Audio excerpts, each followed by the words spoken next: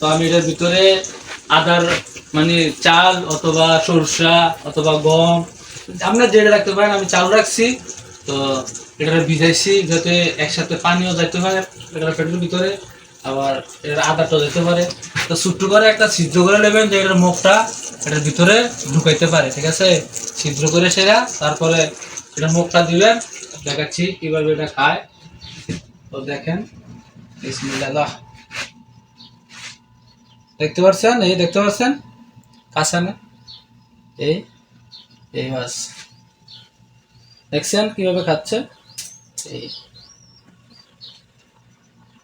দেখছেন সিস্টেম হলো এরা। আপনি যদি ছোট বাচ্চা পালতেন খুব ইচ্ছুক, তো এইভাবে আদা খাওয়াবেন।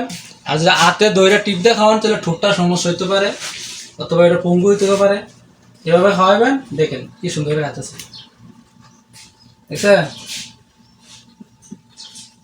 এই যে দেখ, এই যে দেখ, দেখছেন? আমি নিয়ে আসি এটা ইচ্ছাকৃতভাবে। এই বাস। তো যাদের কবুতর অথবা অন্য কিছু পাখি শিকার করার ইচ্ছুক এভাবে পালতে পারেন, কোনো সমস্যা নাই।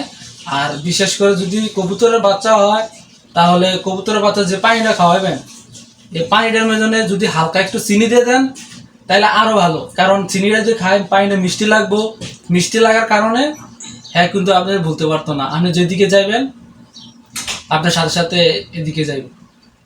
তো হ্যালো গাইস, তো ভালো থাকবেন, সুস্থ থাকবেন। এ পর্যন্তই। পরের ভিডিওতে আবার অন্য একটা দেখাবো।